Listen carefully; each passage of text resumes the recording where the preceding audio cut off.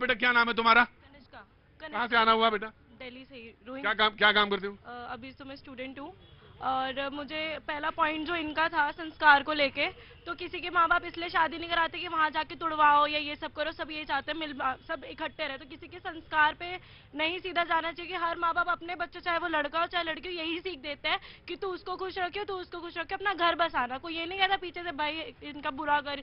कोई माँ बाप किसी भी बच्चे का बुरा नहीं चाहता। बीइंग अ वुमेन, मेरे को वुमेन राइट्स का बहुत अवेयरनेस है कि कितनी सेफ्टी है यहाँ पे, क्या चल रहा है क्या नहीं चल रहा है। But being a sufferer too, क्योंकि मेरे सगे भाई का खुद डाइवोर्स का केस चल रहा है related somehow similar to this, but touchwood ऐसा worse see now. But fake allegations के थ्रू जो मेंटल प्रेशर दिया जाता है, आज मेरा मतलब मेरा भाई सगा भाई है, और आई होप से तू देख रहा हो कि वो जब वुमेन सेल में गया तो उसकी पहली नजर उसे देखा गया एज अपराधी। How come you are victimising him कि हाँ इसी ने ही गलत किया है? क्यों? वो लड़के वहां बाहर जाके केट में वो हंस रही है कि ना अब डाइवोर्स का ठप्पा लगा है, तेरे से वसूल करूंगे। और वो अंदर घर आके रो रहा है कि मम्मी वहां लोग मुझे देख रहे थे ना, तो मुझे ऐसा लगता मैंने कुछ गलत किया। मैंने कुछ भी नहीं किया है। मैंने क्या किया? ये जो फेक एलिगेशंस लगा के, ये बाहर धमकियां दे के, ये जो करती है ना कि अब देख मैं क्या करती हूँ। तो वुमेन राइट्स का मिसयूज नहीं करना चाहिए। और एक बात लड़के की, यहाँ पे कोई लड़के के लिए कोई नहीं खड़ा होता। कहने की बात है, एक दिन कोर्ट के चक्कर लगाओ, वहाँ 4 लड़के तुम्हें रोते हुए ही दिखेंगे। पता क्या कहेंगे? वो स्ट्रांग बनता है अपने फैमिली को सपोर्ट करने के लिए।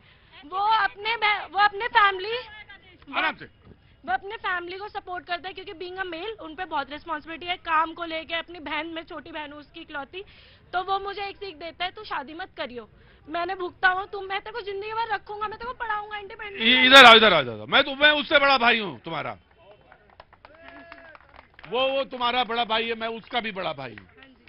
इस देश की अगर सबसे बड़ी खूबी थी, इस देश ने बहुत सारी चीजें दी, विचार दिए, तमाम सारी चीजें दी। एक शादी का भी एक विचार दिया, और वो विचार ऐसा था महत्वपूर्ण, जिसने हमको तमाम मुल्कों से अलग बनाया। हमें जिस बात पे संस्कार पे जिस पे डिस्कशन हो रहा था, उसमें भी है। हमारे यहाँ तो शादी मतलब है जीवन मरण की चीज, जीवन मरण की। हम एक बार बंधे तो नहीं, लेकिन हाँ उसका एक मॉडर्न थॉट ये है कि क्या कष्ट में रहना चाहिए, अगर नासूर है तो उसको काट के फेंकना चाहिए। यह भी एक थॉट है, मैं उससे अलग नहीं कह रहा हूं, और हमारे यहाँ है उसका।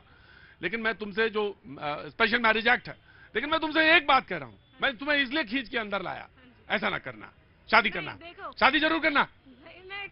देखो मैं महादेव जी की बहुत बड़ी भक्त हूँ, ठीक है? हाँ, तो महादेव जी तो मान ही नहीं रहे थे। सुनो मेरी बात। अरे तुम महादेव का नाम कहां से ले आई? अरे रुको। महादेव जी तो मान ही नहीं रहे थे। सुनो मेरी बात। ना सुनना सामंजस्य स्थापित करने में सबसे बड़ा संकट है। तो कोई सुनना ही नहीं चाहता, कोई सुनना नहीं चाहता। तो महादेव जी मान नहीं रहे थे। महादेव जी का निर्विकार बैठे। अरे संसार कैसे चलेगा भाई? तो वही शादी करी नहीं, विवाह हुआ। तो अगर भगवती आई ना, तो वही सौंदर्य, तभी जो कांति दिखती है, जो चमक दिखती है, जो ऐश्वर्य दिखता है, तुम्हारी आंखों में जो नेत्र में जो जीवन दिखता है, वही पार्वती है। समझे? और यही विचार है भारत का, यही भारत का विचार है। वो मां है, जगत जननी है। तो तुम ये सिर्फ पैर पूज लेने से नहीं होगा, ये कन्या खिला लेने भर से नहीं होगा। इसके लिए तुम्हें स्थापित करना पड़ेगा। जो हुआ सो हुआ, लेकिन अब तुमको विवाह करना है ना। मैम कमिंग जी जनाब। प्रतीक भाई, मेरा भारत जो है रिश्तों का बहुत बड़ा गुलदस्ता है, और विश्व में ऐसा कोई देश नहीं जो मेरे भारत का जैसा हो। रिश्तों का बहुत मूल्य मेरा देश रखता है। और आज जो घटना कल से हुई है, कल जो घटना हुई है, इसमें बहुत आहत हूं, बहुत दुखी भी हूं। कल ही हाई कोर्ट का भी एक आदेश आया था कि जो बलात्कार का, रेप के जो ये आरोप हैं, अधिकतर पुरुषों को फंसाने के लिए। दिल्ली हाई कोर्ट का एक आदेश था, मैंने वो पढ़ा, और आज सुबह मैंने इस खबर को पढ़ा। मैं सच बता रहा हूं, दिल से अंदर से बहुत टूटा हूं। और ये ना हाथ के आईना दोनों तरफ से प्रतीक भाई इसको देखना पड़ेगा, क्योंकि एक आईने की तरफ से मैं भी इसमें भुगतभोगी हूं। प्रतीक भाई, मैंने भी इसको बहुत सहा है। मैं महिलाओं की, ऐसा नहीं है कि मैं महिलाओं के प्रति कोई गलत वो सोच, हाँ, मतलब मैं भी बेटी वाला परिवार से हूं, मेरी भी बहन बेटी है। मैं भी इस दास्तान से गुजरा हूं प्रतीक भाई। लेकिन मेरा मानना यह है कि आयोग बने हैं, महिला भी आयोग बनी हुई है, लेकिन फायदा क्या हुआ उसका?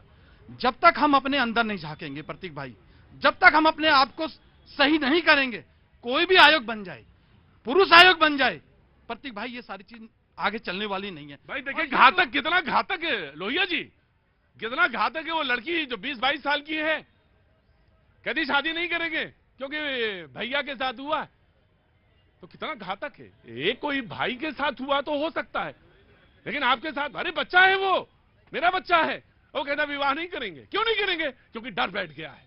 और ये डर, वो ये सामंजस्य हमें और आपको ही बैठाना पड़ेगा, ठीक करना पड़ेगा, अदरवाइज तो होने वाला नहीं।